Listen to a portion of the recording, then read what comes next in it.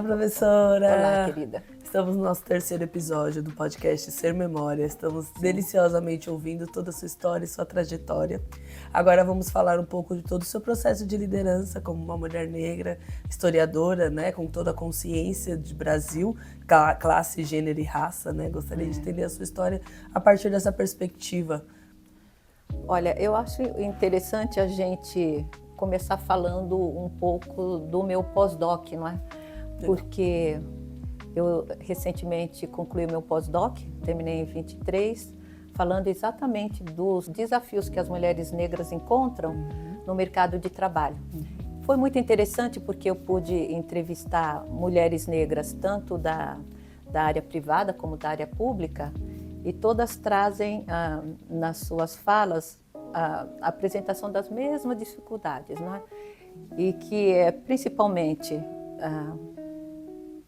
a falta de reconhecimento, não é? Isso é algo que causa assim, um mal-estar muito grande naturalmente e um subaproveitamento, que é uma outra marca nessas falas, não é? Ou seja, você tem um potencial muito grande e não pode desenvolver todo esse potencial porque você não está naquele lugar, né? Sim. E a desigualdade de tratamento, que é uma marca, né? E eu chego nesse tema porque quando eu terminei a minha graduação na área de História, foram poucas as possibilidades, né, de trabalhar no ensino superior com a minha formação em História. Tá bom. Então, eu fui trabalhar na área de Ciências Sociais, Cultura Brasileira, e foi por isso também que eu fui me enveredando para o curso de Administração, onde eu continuo lecionando, né? E esse também motivou o meu pós-doc e um olhar mais atento a essa questão da mulher negra, né? Que é algo também que eu já sentia na pele, né? Mesmo como docente, eu já sentia na pele. Eu me lembro que já com o título de doutora, o meu orientador, o professor Alves, sempre dizia: Antônia, você precisa, já tem o título de doutora, de ingressar no ensino superior, né? Que eu passei nos concursos públicos, era professora do ensino fundamental e médio, né? E eu me lembro que eu levava meus currículos. Na época era assim, você não podia pôr foto, é muito racismo, tem preconceito, coloca a foto, ninguém chama, não põe a foto, aí proibiram foto, mas não resolvia nada porque você tinha que fazer entrevista. E isso foi algo que sempre me marcou, né? Essa rejeição no mercado de trabalho mesmo como docente. Eu me lembro que eu tinha o título de doutora, quando eu chegava para a entrevista, as pessoas ficavam chocadas, as pessoas ficavam surpresas, olhava assim, você, Antônia Quintão? Eu até brinco, se eu ganhasse R$1 cada vez que eu tive que responder essa pergunta, mas você é Antônia Quintão, do currículo, doutora? Eu estou falando dos anos 90, não tinha professores doutores, eu me doutorei ainda na década de 90. Era um diferencial incrível no currículo, mas nada disso conseguiu superar o racismo arraigado, e isso eu sempre quero deixar assim destacado, porque eu estou falando de espaço acadêmico.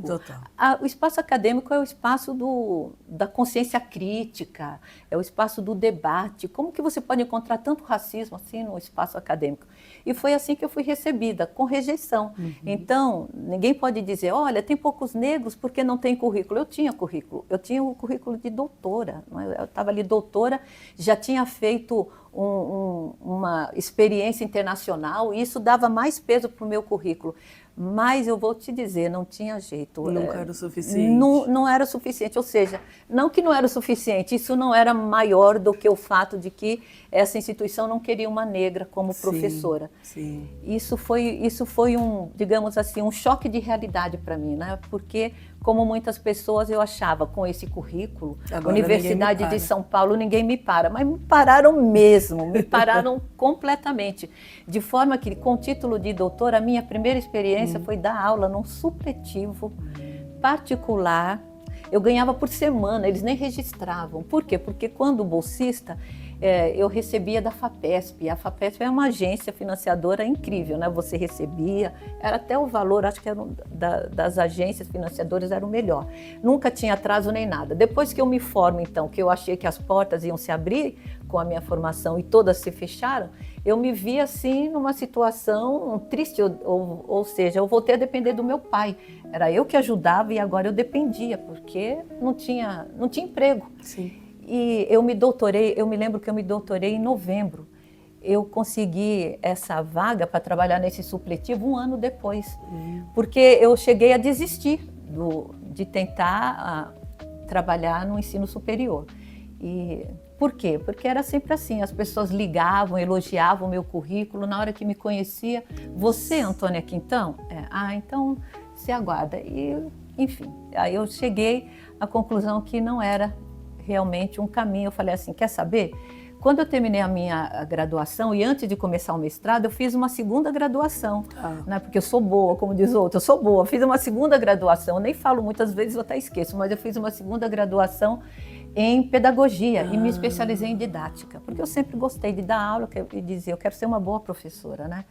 E eu pensei, bom, como professora, especialista em didática, eu posso dar aula para qualquer nível. Então, entreguei meu currículo nas escolas de ensino fundamental, médio, e se o ensino superior me chamava e desistia de me contratar porque eu era uma mulher negra, no ensino fundamental e médio nem era chamada. E eu me lembro que tinha uma escola perto de casa e o pessoal falava, Antônia, você não é da área de história? Está faltando professor. Eu falei, tá, e não me chama. Fui lá. Eu falei, qual é a questão? Porque o meu currículo não é bom? Fui falar com a coordenadora.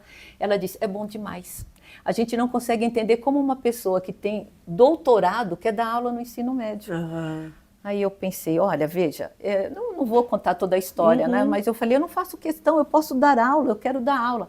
Ela falou, olha, mas você como doutora tem que receber como doutora. O nosso colégio não tem condições de bancar um salário de um professor doutor. Eu falei, mas não precisa, pode me colocar ali apenas como professora, né? Ela falou, olha, você fala isso hoje, mas lá no futuro a gente não pode controlar, de repente você vai no sindicato, é por isso que a gente não te contrata, mas olha, já pensou, uma professora doutora? E aí eu tomei uma decisão que marcou muito a minha vida e que também foi um momento assim de pensar, meu Deus, olha o peso do racismo, como as pessoas minimizam. Eu cheguei em casa e descartei o meu currículo. Eu tirei do meu currículo que eu tinha mestrado, que eu tinha doutorado, tirei tudo. Coloquei Antônia Quintão, graduação, licenciatura plena. E foi assim que eu consegui voltar a trabalhar. Uau. Dá para acreditar? Dá, porque estamos no Brasil. Não, mas eu conto esse caso sempre com um nó na garganta, porque é triste. Mas para as pessoas que ficam minimizando, não é? Eu tinha todas as condições para dar aula no ensino superior, não consegui por racismo, porque eu tinha currículo, tinha especialização em didática, mas nada disso. Aí eu fui dar aula nesse supletivo, um lugar complicado, testou toda a minha formação em didática, porque eu me lembro que é uma escola que recebia alunos que tinham sido expulsos. Sabe, aluno que nenhuma escola aceita?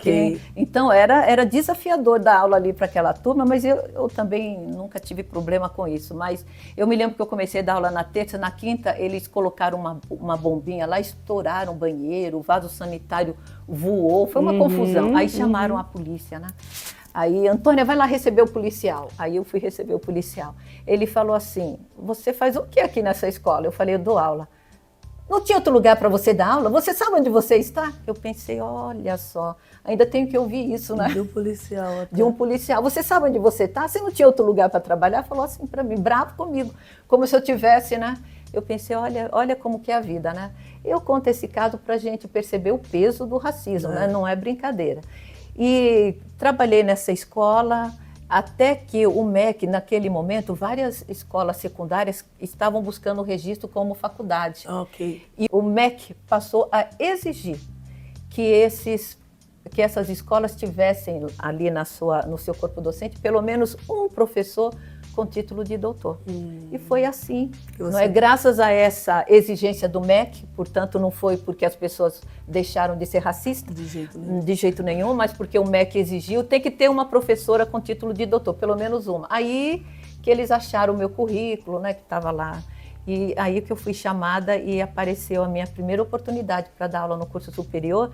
Mas é importante dizer que eu era a única com doutorado, né? Nem o dono, nem o diretor, nem o reitor, ninguém tinha título de doutor, ninguém tinha título de mestre. Até o mestrado era um título assim que já era um grande diferencial. Ninguém tinha título de nada. E eu pensando, tá vendo? É assim, né? Como se fosse uma compensação. Primeiro, era a única negra, naturalmente, nem preciso dizer, né? Que era a única negra ali no espaço, mas também era a única negra com título de doutor, né? E eu só estava ali porque tinha o título de doutor, para dizer do peso do racismo que eu encontrei. E como que você entende essas estratégias, né? Então, ouvindo toda a sua história, a gente percebe que tem estratégias acadêmicas, estratégias profissionais, estratégias sociais, que vão te colocando, te posicionando no mercado, né, até chegar ao seu presente. Mas pensando até mesmo, né, quem é a Antônia daqui para frente, como que você vislumbra, né, um futuro dentro de todas as possibilidades que você mesmo criou para você, né? Que acho que ao longo da história a gente vai vendo várias vezes quantas portas vão sendo fechadas e você vai buscando janelas, né, buscando outras saídas ali para si e consequentemente para toda uma nação, né? Para toda uma nação, é verdade, porque quando eu tô com essa atitude resiliente, porque algumas vezes dá vontade de jogar a toalha. Sim. Não devo dizer que não, algumas vezes você fica muito mal, né? De novo, por isso que é importante essa coletividade, esse apoio, né? Essa comunidade, exatamente, esse amparo. Importante dizer que foi nesse período que eu conheci Guelé 10. Certo. Eu conheci Guelé 10 nos anos 90, foi nesse contexto. Legal. E foi muito bom, não é? Ajudou muito esse fortalecimento desse desejo de continuar, né? De continuar, de não jogar a toalha. Conversar com Sueli Carneiro é sempre uma lição de vida, né? E conhecer as demais gueledianas, né? Essas que são as pioneiras, isso lá nos anos 90, né? Guelé 10, enfim, estava novinho ainda, né? Então foi muito bom ter esse suporte. Nessa época eu fiz o meu primeiro projeto de pós-doc. Eu tinha o desejo, sempre muito envolvida com a questão da mulher negra, sempre fazendo trabalho voluntário.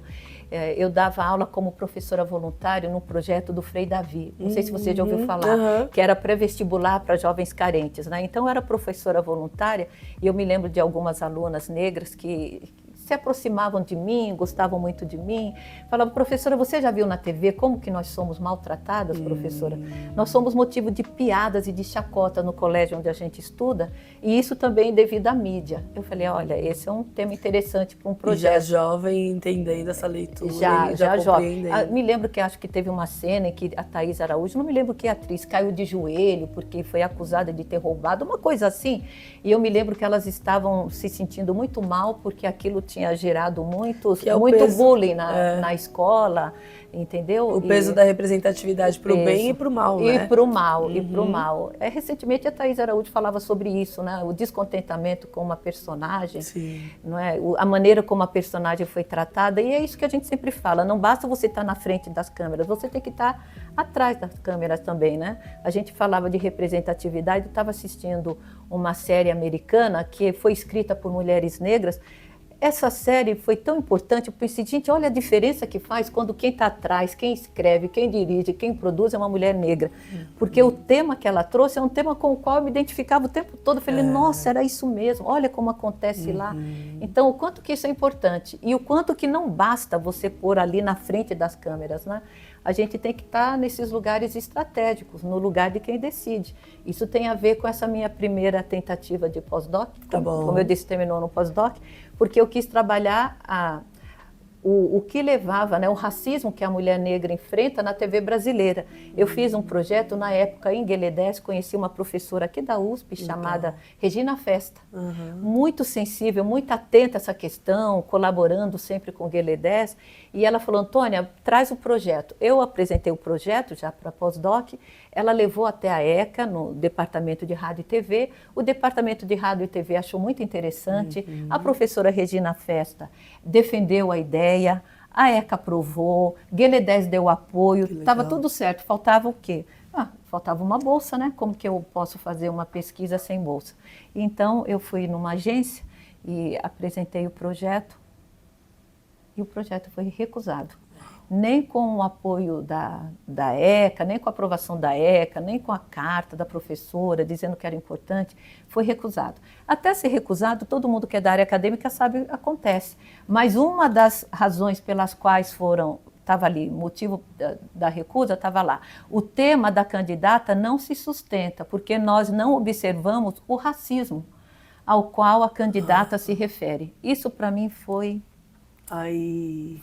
um golpe, né? A gente recebe muitas burdoadas na vida, a gente que é mulher preta, né? Sim. E eu me lembro que eu fiquei tão indignada que eu falei, isso não é possível, eu vou lá e vou conversar com quem é responsável aí.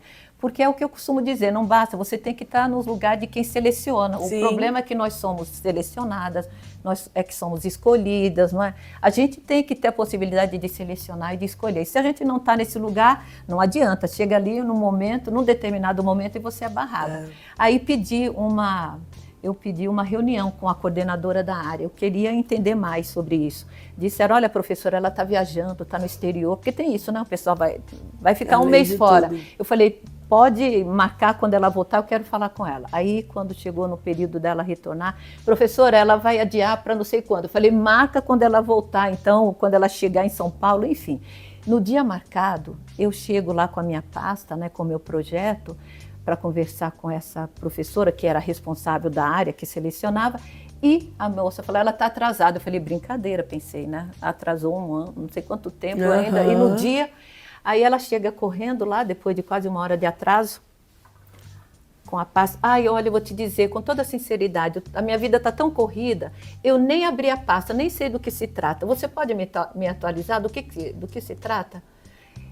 Eu me senti tão ofendida, mas tão ofendida. Eu falei, então, deixa eu ver se eu estou entendendo. Eu estou esperando há quase 2 meses para conversar sobre esse assunto. Coloquei todos os meus argumentos aqui no relatório. E a senhora não teve o tempo de ler? Não tive o tempo de ler. Você pode me dizer do que se trata? Eu falei, não posso. Aí eu me levantei e me retirei. Sim. Foi um insulto, você entendeu? Sim.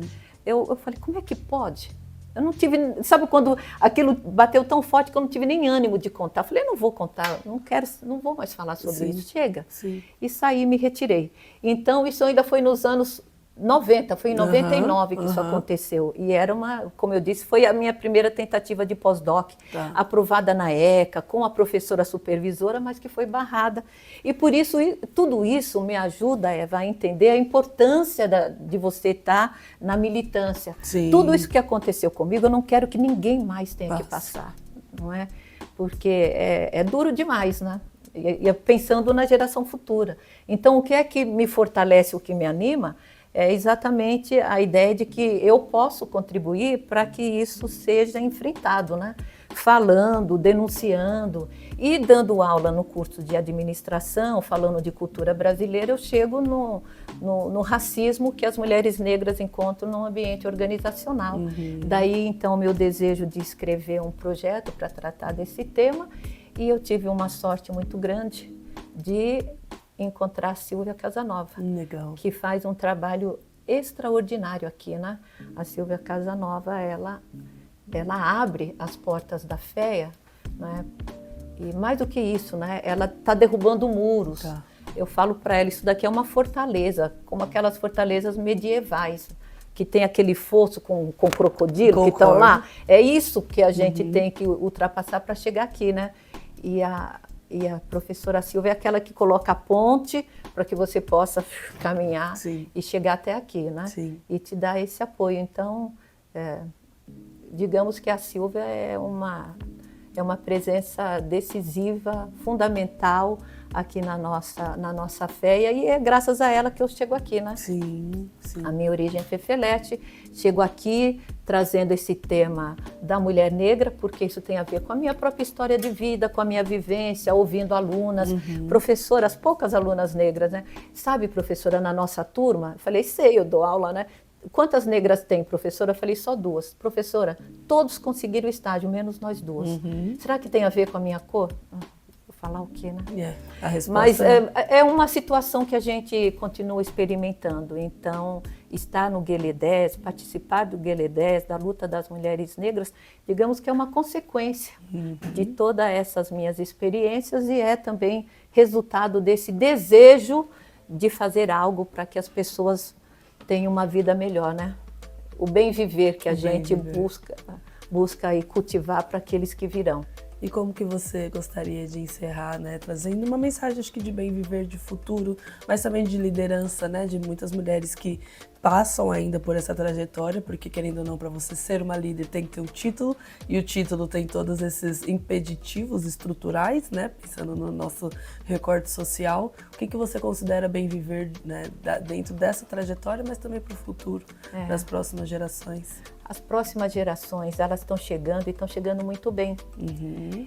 E eu tenho muita esperança e também tenho muita fé nesse pessoal que está chegando. Legal. Porque estão chegando com muita sensibilidade, chegam com muita empatia, chegam com muita vontade de contestar aquilo que não está certo. Eu chego com meu coração aquecido. Eu sempre falo, eu estou cercada por pessoas boas, pessoas generosas. Como não ter fé no futuro, né? Encontrar você, encontrar as pessoas todas aqui, não é? Todos esses jovens com esse mesmo desejo. É muito bom, porque senão se a gente acompanhar só o que está aí presente nas grandes mídias, a gente vai pensar que nada vale a pena. Mas é exatamente o contrário. Tem tanta coisa boa acontecendo, tem tanta gente talentosa, não é? Tem tanta gente disposta a colaborar, tem tantas pessoas solidárias. E é isso que alimenta, não é? E que me fortalece e que dá conforto e alegria para o meu coração. Estar aqui com vocês me deixou muito feliz. É um alimento para minha alma. É um prazer para nós. E uma alegria para mim. Registrada. E uma alegria para mim. Muita sorte, né? Para todos nós, né? Muita sorte. Muita axé também. Muita axé. Muito obrigada.